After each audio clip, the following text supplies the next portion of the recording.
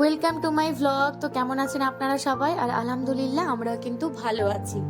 তো ভাবি আর আমরা কিন্তু সবাই মিলে বেরিয়ে পড়েছিলাম একটু চাঁচলে।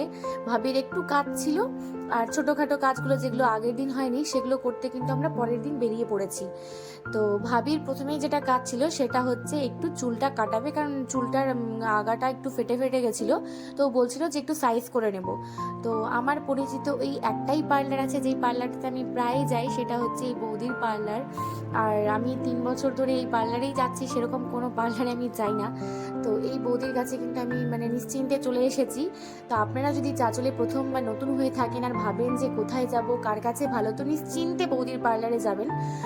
তো ভাবি বলছিল যে ভাবি ইউ কাট কাটাবে, তো ইউটা ভাবির পছন্দ হচ্ছিল না, ইউটা বোঝা যাচ্ছিল না বলছিল। তো ওই জন্যই ভাবি বললো যে না, আমাকে তাহলে আপনি ডিবিউ করে দিন। তো বৌদি সেরকম ভাবে কিন্তু সুন্দর করে একটা স্লাইড একটা ডিবিউ করে দিল, যাতে চুলটাও বেশি ছোট না হয়।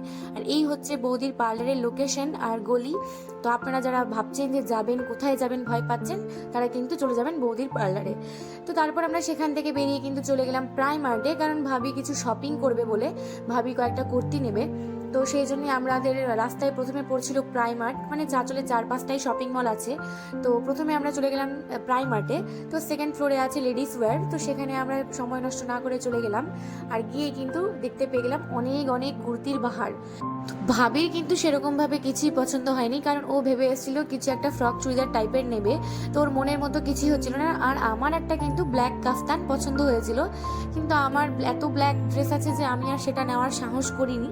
তো যাই হোক, আমাদের কিন্তু এখানে সেরকমভাবে কিছুই নেওয়া হয়নি। দিদিটা অনেক ড্রেসই দেখালো, তো আমরা সেখান থেকে বেরিয়ে পড়লাম যে না, হয় না যে মনে যেটা ভেবে নিই যে এটাই নেব, সেটা না পেলে আর নেওয়া হয় না।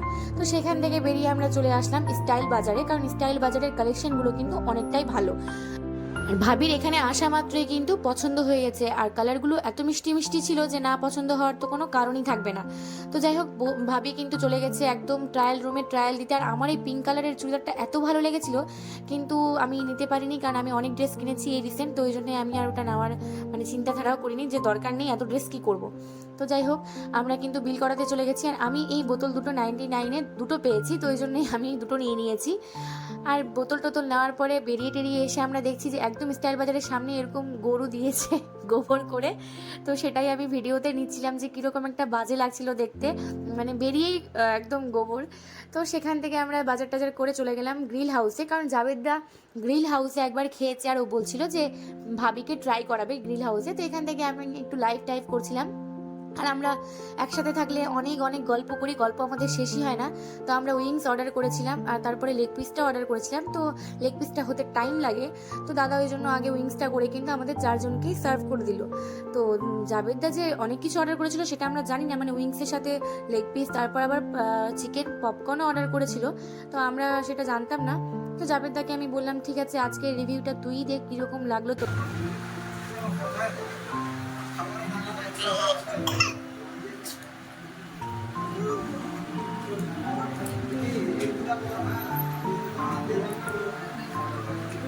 is crunchy, little bit soft.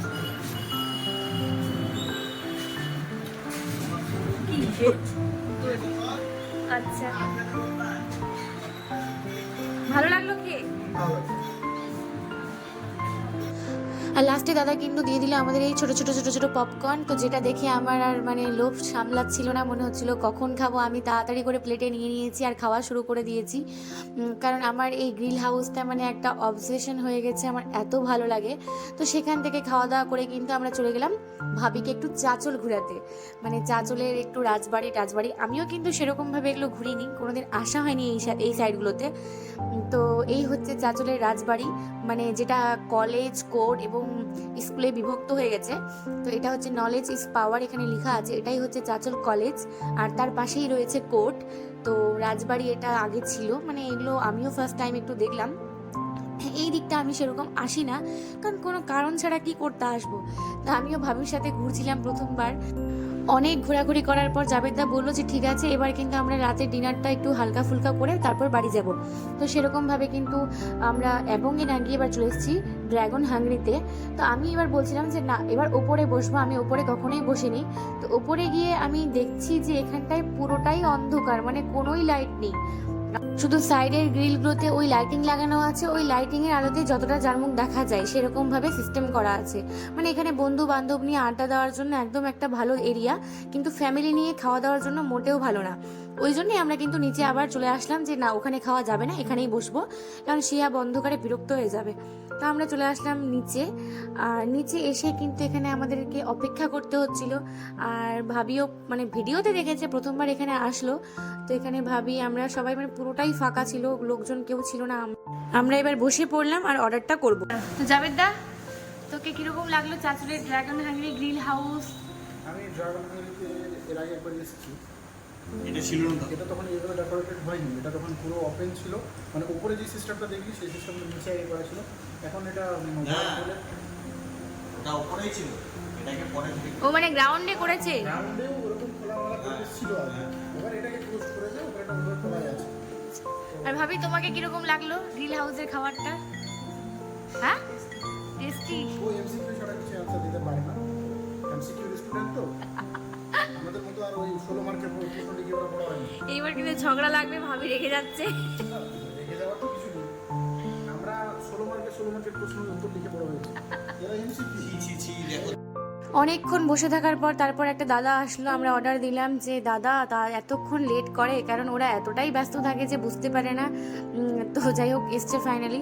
এবং আমরা ভাবছিলাম যে কী খাবো। তো এখানকার যেটা ফেমাস সেটা হচ্ছে স্যান্ডউইচ।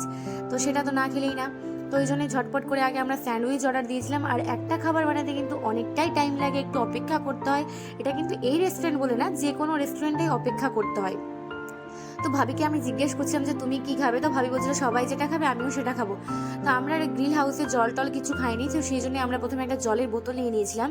আমাদের প্রচণ্ড পিপাসা পাচ্ছিল, তো সেই জন্যই জলের বোতল নেওয়ার পর কিন্তু আমরা মেনু কার্ডটা অনেকক্ষণ দেখলাম যে স্যান্ডউইচের পর কী খাবো, কারণ অর্ডারটা দিতে আর ওদের বানাতে কিন্তু অনেক টাইম লাগে।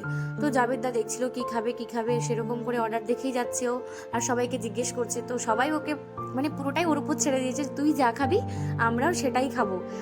আর এটা কিন্তু আমাদের সাথে মানে রোজকারই ব্যাপার, মানে প্রায়ই হয়। মানে আমরা রেস্টুরেন্টে গেলেই কিন্তু এটা খুব অড ফিল লাগে। আমরা একে অপরের সাথে এরকম করি, আরে কি খাবি বল না, ও বলে আচ্ছা তুমি যেটা খাবা সেটাই আমরাও খাবো, মানে সবাই রেগে যায় রীতিমতো। তো অর্ডার করার পর কিন্তু জাবেদদার শিহাবের গাড়ি দুটো নিয়ে খেলতে লাগলো, কারণ শিহাব এতটাই বদমাশি করছিল যে ওকে থামানো যাচ্ছিল না।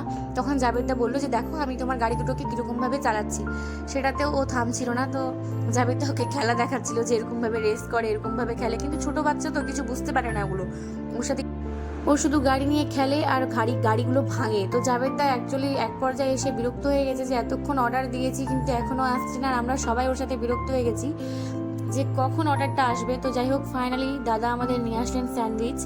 তো গাড়ি খেলা থামিয়ে আমরা তারপর ভাবলাম যে না এবার খাওয়া দাওয়া স্টার্ট হোক, কারণ অনেকটাই রাত হয়ে গেছে আর আমাদের এবার বাড়ি যেতে হবে। তো আমরা এখানে দুটো স্যান্ডউইচ অর্ডার করেছিলাম। আর এই রেস্টুরেন্টটার কিন্তু এই স্যান্ডউইচটা খুবই ফেমাস, আর এই স্যান্ডউইচের মতো কিন্তু কোনো রেস্টুরেন্টই স্যান্ডউইচ বানায় না।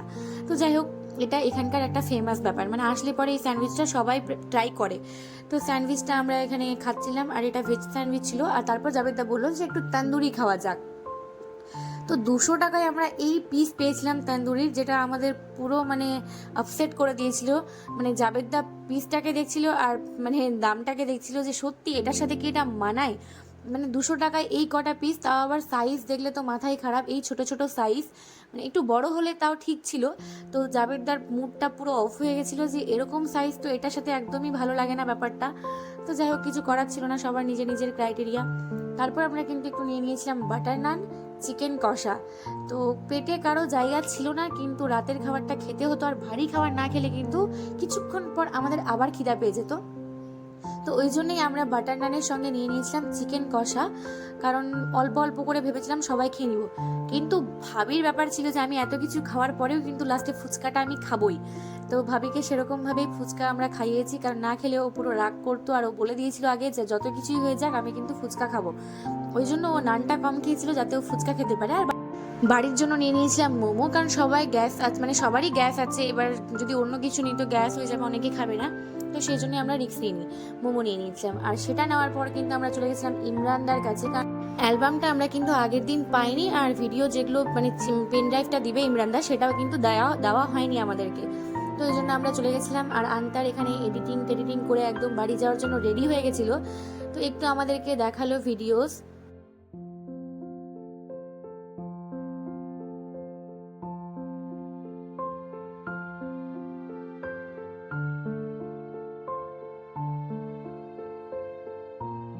এবার যেটা কাণ্ড ঘটে গেছে সেটা হয়েছে, জাবেদদার যে ভিডিও ট্রেলারটা আছে সেটাতে জাবেদদার সাথে ভাবির নাম মেরিনা না লিখে ইমরান দা লিখে দিয়েছে জাবেদ ওয়েটস জান্নাত। এইটা দেখে তো পুরো ভাবির মাথা গরম হয়ে গেছে, মানে মুড অফ।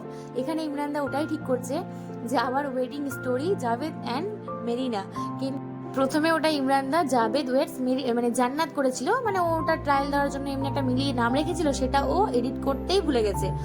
তো এটা দেখে তো মেরিনা ভাবি যা রেগেছিল, মানে ওর পুরো মুডটা খারাপ হয়ে গেছিলো। তারপর ওর আর মুখ থেকে হাসি বেরোচ্ছিল না, আর আমরা একটু রাগাচ্ছিলাম ওকে, তো ও পুরো রেগে গেছিলো।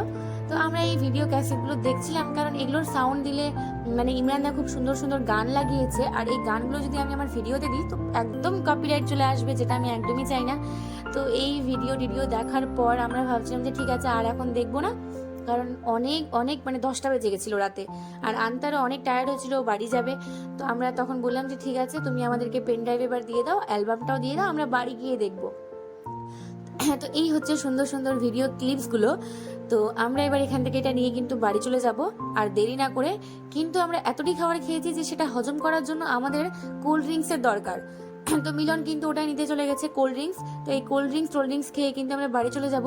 তো আজকের ভিডিওটা কীরকম লাগলো অবশ্যই বলবেন কমেন্ট বক্সে, আর মানে একটু সাবস্ক্রাইব করবেন, লাইক করবেন, শেয়ার করবেন। এই যে এত খাটনি সেটার একটু দেখলে পরে সাপোর্ট করবেন, তো ভালো লাগে।